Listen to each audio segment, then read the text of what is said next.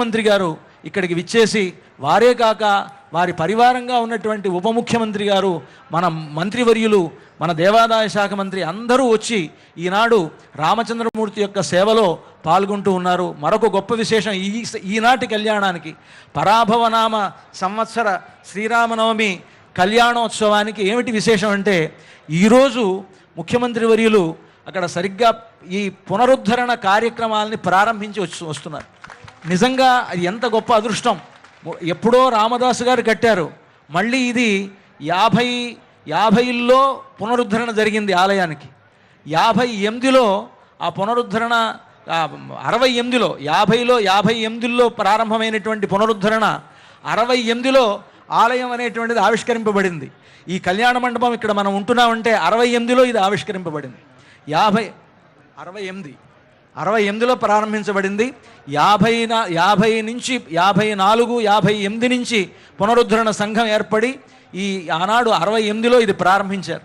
ఆలయం కూడా ఈనాడు మనకు ఉన్నటువంటి స్ట్రక్చర్ అంతా కూడా ఆ రోజు ప్రారంభించబడింది. తిరిగి ఈనాడు అదేవిధంగా లోపల ఉండేటువంటి మూలమూర్తుల ఆలయం ఎలా జరగాలో అదేవిధంగా జరగాలి అని మన ఈనాడు రాష్ట్ర ప్రభుత్వం తరఫున ముఖ్యమంత్రి గారు మొదలైనటువంటి ఈ జిల్లా మంత్రులు మొదలైనటువంటి వారు ఎంతో కృషి చేసి ఇప్పుడు మనకి ఈ విధంగా 351 కోట్లు ఇప్పుడు మొట్టమొదటి విడతగా రిలీజ్ చేశారు.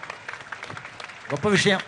రాబోయేటువంటి సంవత్సరం మనకి గోదావరి పుష్కరాలు, ఆ పుష్కరాలకు సంబంధించినటువంటి ఏర్పాట్లతో పాటుగా భద్రాచల ఆలయంలో చుట్టూ ఉండేటువంటి మండపం అంతా కూడా నల్లరాతి కట్టడంతో, లోపల ఉండేటువంటి చుట్టూ ఉండేటువంటి ఆలయాలన్నీ కూడా రాతి ఆలయాలతోటి, ఇవన్నీ కూడా గొప్ప ప్లాన్ తోటి సిద్ధం చేశారు.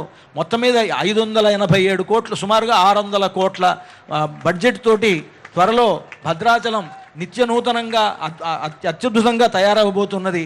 ఇటువంటి ఒక గొప్ప సేవ మనకి మన ప్రభుత్వం తరఫున ముఖ్యంగా మన ముఖ్యమంత్రి గారికి లభించడం అనేటువంటిది రామచంద్రమూర్తి యొక్క పరిపూర్ణమైనటువంటి అనుగ్రహంగా నేను భావిస్తూ వారికి సకల శుభాలు రామచంద్రమూర్తి కలుగజేయాలని దేవస్థానం తరఫున ప్రార్థిస్తున్నాను.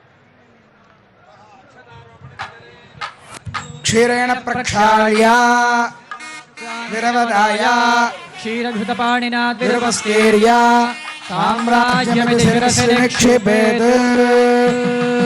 ఓం ప్రజాపతి స్త్రియాయశః ముష్కయోరజధాత్సవం కామస్య తృప్తిమానందం తస్యాగ్నే భాజయేహమా.